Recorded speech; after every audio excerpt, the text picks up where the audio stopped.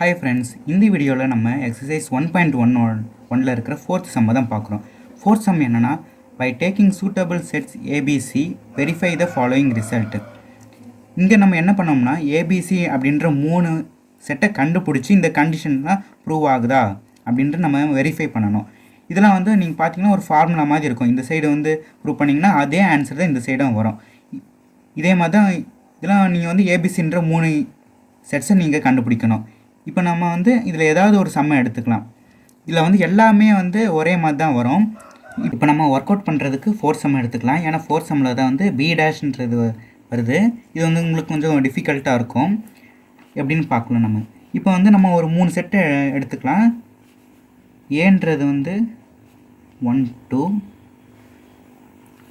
பின்றது வந்து 2 3,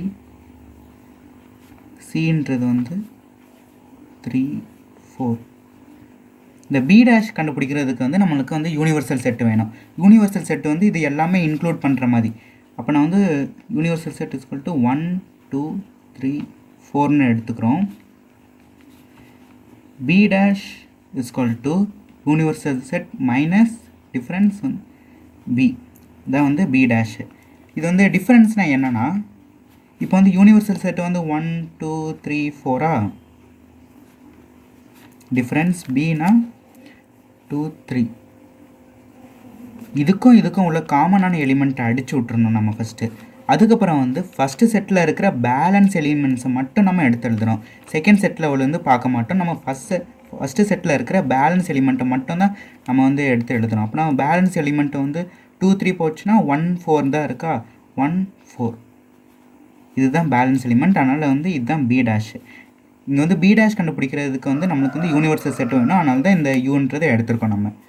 இப்போ வந்து நம்மளுக்கு வந்து தேவையான ஏபிசி அண்டு பி டேஷ் கிடச்சிருச்சா, இதை வந்து நம்ம வந்து இந்த கண்டிஷனில் போடணும். RHS and LHS. ஃபஸ்ட்டு நம்ம ஆர்ஹெச்எஸ்ஸை வந்து ஒர்க் அவுட் பண்ணிக்கலாம். ஆர்ஹெச்எஸ் வந்து சி டிஃப்ரென்ஸ் பி மைனஸ் ஏ, இதை வந்து நம்ம போடுறோம். சின்ற செட் என்னது 3 and 4ஆ. அடுத்து டிஃப்ரென்ஸ் பி 2 3, ஏ வந்து 1 2. நம்ம எப்பவுமே வந்து ஃபஸ்ட்டு ப்ராக்கெட்குள்ளே உள்ளது தான் சால்வ் பண்ணுவோம். இதுக்கு முன்னாடி பார்த்த மாதிரி தான் இதுக்கும் உள்ள வந்து இந்த டிஃப்ரென்ஸ்னு கொடுத்துருந்தாலே இதுக்கும் ஃபஸ்ட்டு செட்டுக்கும் செகண்ட் செட்டுக்கும் உள்ள காமன் எலிமெண்ட்டை ஃபஸ்ட்டு அடிச்சு விட்ருவோம். அதுக்கப்புறம் வந்து ஃபஸ்ட்டு செட்டில் உள்ள பேலன்ஸ் எலிமெண்ட்டை மட்டும் தான் எடுத்து எழுதுவோம். செகண்ட் செட்டில் உள்ளதை வந்து எப்போவுமே எழுத மாட்டோம். ஃபஸ்ட்டு செட்டில் பேலன்ஸ் என்னது இருக்குது, 3 இருக்கா, அதனால் அது மட்டும் எடுத்து எழுதிக்கிறோம். 3 மைனஸ் 3 4. அதுக்கப்புறம் டிஃப்ரென்ஸ் 3. அதுக்கப்புறம் இதுக்கும் உள்ள காமன் எலிமெண்ட்டை எடுத்து அடிச்சு விட்டு ஃபஸ்ட்டு செட்டில் உள்ள ரிமைனிங் எலிமெண்ட்டை மட்டும் எடுத்து எழுதுகிறோம். இந்த கண்டிஷன் போடச்சில் நம்மளுக்கு கிடைச்ச ஆன்சர் தான் வந்து 4. அதே மாதிரி நம்ம வந்து இந்த கண்டிஷனுக்கு ப்ரூவ் பண்ணி இதே ஆன்சரை கொண்டு வரணும். அப்போ தான் வந்து இந்த 2 கண்டிஷனும் ப்ரூவ் ஆகுது அப்படின்னு நம்ம வெரிஃபை பண்ண முடியும். செகண்ட் இந்த கண்டிஷன் பார்த்தோம்னா C intersection A union C intersection B dash. C intersection A இது ஃபஸ்ட்டு சால்வ் பண்ணிக்கலாம். சி இன்டர்செக்ஷன் ஏ கண்டுபிடிக்கச்சில் சி வந்து என்னது 3 4ஆ, இன்டர்செக்ஷன் ஏ வந்து 1 2. இன்டர்செக்ஷன் கண்டுபிடிக்கிறதுக்கு வந்து அதில் உள்ள காமன் எலிமெண்ட்டை எடுத்து எழுதணும். இந்த செட்டுக்கும் உள்ள காமன் எலிமெண்ட்டை எடுத்து எழுதணும். இதுக்கும் காமன் எலிமெண்ட் ஏதாவது இருக்குதா, கிடையாது. அதனால் அது வந்து எம்டி செட்டுன்னு எடுத்து எழுதிக்கிறோம். அதுக்கப்புறம் வந்து சிக்கும் பி டேஷ்க்கும் என்ன காமன் எலிமெண்ட் எடுத்து என்ன காமனாக இருக்குதுன்னு பார்க்கணும்.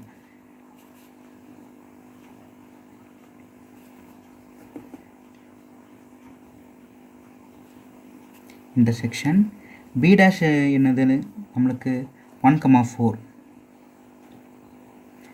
நம்மளுக்கு இதில் எது காமன் எலிமெண்ட்டாக இருக்குது, இதில் 3 4 இருக்குது, இல்லை 1 4 இருக்குது. இதில் 4 4ன்றது காமனாக இருக்குது. அதனால் இன்டர்செக்ஷனாக காமனாக உள்ளதை எடுத்து எழுதுகிறோம். 4ன்னு எழுதியாச்சு. அடுத்து இந்த கண்டிஷன் என்ன, C intersection A union C intersection B dash. இதுக்கு கிடைச்ச நம்மளுக்கு ஆன்சர் என்ன, எம்டி செட். இதுக்கு கிடைச்ச ஆன்சர் 4. அப்போனா இதை யூனியன் 4 இதில் எந்த எலிமெண்ட்டுமே இல்லை, இதில் 4 இருக்குது. இந்த ரெண்டுத்தையும் சேர்த்து எழுதுனா வெறும் 4ன்ற செட்டு தான் வரும். அப்படின்னா இதோட ஆன்சரும் நம்மளுக்கு வந்து சேமாக வருதா, 1 = 2 அப்படின்னு. அதனால் இது வந்து வெரிஃபை ஆகுது, 4 வந்து வெரிஃபை ஆகுது. இதே மாதிரி தான் எல்லா சம்முமே வந்து ஈக்குவலாக தான் வரும். நீங்கள் வந்து ஏதாவது ஒரு 3 செட்டை எடுத்துக்கோங்க. ஏக்கு ஏதாவது ஒரு 2 நம்பரு, பிக்கு ஏதாவது 2 நம்பரு, சிக்கு ஏதாவது 2 நம்பர்னு எடுத்து எல்லா கண்டிஷனிலும் போட்டு பார்த்தீங்கன்னா RHS = LHSன்னு தான் வரும். நெக்ஸ்ட்டு 5th சம் அடுத்த வீடியோவில் இருக்குது. இந்த எக்ஸசைஸில் உள்ள எல்லா சம்முமே நம்ம சேனலில் 11th மேக்ஸ் சாப்டர் 1 அப்படின்ற பிளேலிஸ்ட்டில் இருக்குது. செக் பண்ணிக்கோங்க. Happy learning.